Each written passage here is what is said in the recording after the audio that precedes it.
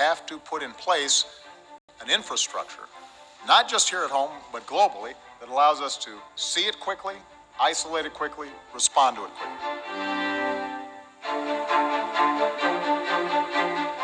So that if and when a new strain of flu, like the Spanish flu, crops up 5 years from now or a decade from now, we've made the investment.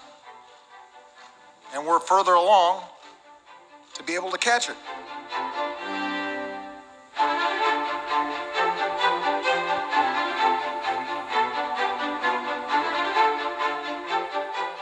The funding we're asking for is needed to keep strengthening our capacity here at home so we can respond to any future Ebola cases. It's needed to help us partner with other countries to prevent and deal with future outbreaks and threats before they become epidemics. We were lucky with H1N1 that it did not prove to be more deadly. We can't say we're lucky with Ebola because obviously it's having a devastating effect in West Africa, but it is not airborne in its transmission. There may and likely will come a time in which we have both an airborne disease that is deadly. And in order for us to deal with that effectively, we have to put in place an infrastructure, not just here at home, but globally, that allows us to see it quickly, isolate it quickly, respond to it quickly. So that if and when a new strain of flu, like the Spanish flu, crops up 5 years from now or a decade from now, we've made the investment. And we're further along to be able to catch it. It is a smart investment for us to make. It's not just insurance.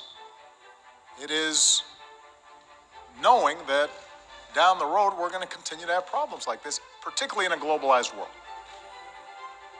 where you move from one side of the world to the other in a day.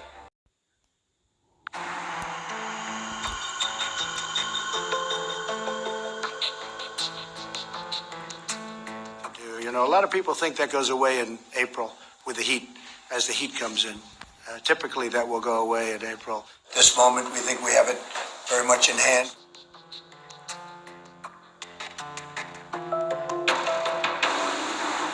Dr. Fauci said earlier this week that the lag in testing was, in fact, a failing. Do you take responsibility for that? Yeah, no, I don't take responsibility at all. You said that you don't take responsibility, but you did disband the White House Pandemic Office, and the officials that were working in that office left this administration abruptly. So what responsibility do you take to that? And the officials that worked in that office said that the White House lost valuable time because that office wasn't disbanded. What do you make of that? Well, I just think it's a nasty question because what we've done is, and Tony has said numerous times that we've saved thousands of lives because of the quick closing. And when you say me, I didn't do it. We have a group of people. I could ask perhaps my administration, but I could perhaps ask Tony about that because I don't know anything about some of the people we cut. They haven't been used for many, many years, and if we ever need them, we can get them very quickly. And rather than spending the money, and I'm a business person, I don't like having thousands of people around when you don't need them.